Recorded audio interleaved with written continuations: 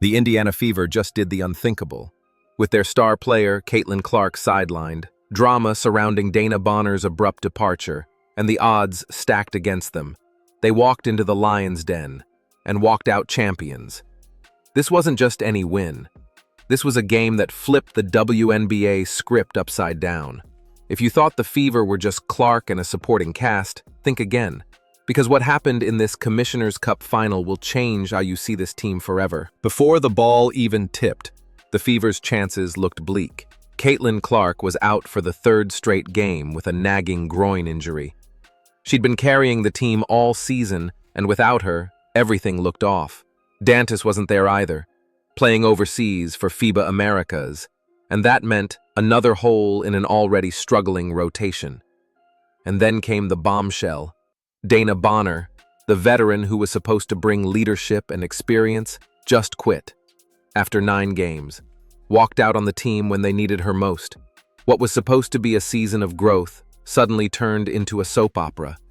Fans were furious. Teammates were stunned. And the Fever had lost 3 of their last 5 games. Chemistry was collapsing.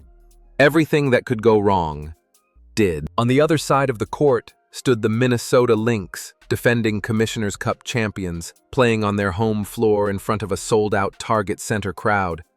MVP frontrunner Napheesa Collier was leading the charge, and Vegas had the Lynx as 14-point favorites. 14 points.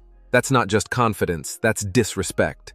The Lynx weren't just winning games, they were dismantling teams. Their ball movement, defensive rotation, and on-court chemistry looked flawless.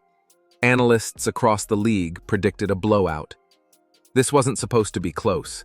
This was supposed to be a lesson in humility for the short-handed Fever. And honestly, those analysts had a point, at least based on recent performances. The Fever looked lost without Caitlin Clark. The offense slowed to a crawl. Ball movement evaporated.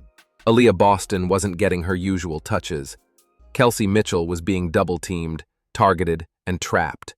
Everyone knew what was coming, and no one on the Fever seemed able to stop it. Games that should have been easy wins turned into painful collapses. Isolation plays became the norm. Missed opportunities stacked up.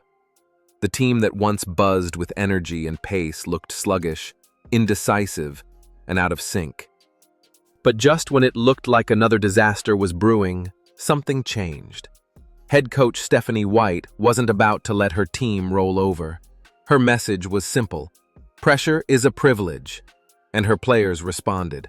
From the opening tip, you could feel the difference. Energy, confidence, urgency. Kelsey Mitchell stopped hesitating. Aaliyah Boston demanded the ball. Natasha Howard turned into a defensive monster. And the ball, it started moving. Passes that hadn't been made in weeks suddenly started flowing. Screens got set. Cuts were sharp. The Fever were back. This wasn't a one-woman show either. Sophie Cunningham came off the bench like a flamethrower, dropping 13 points and grabbing 7 boards.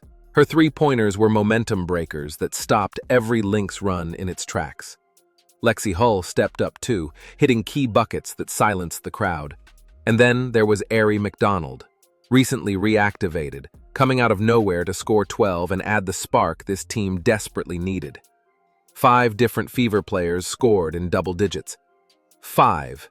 That's balance. That's chemistry. That's what makes a team dangerous.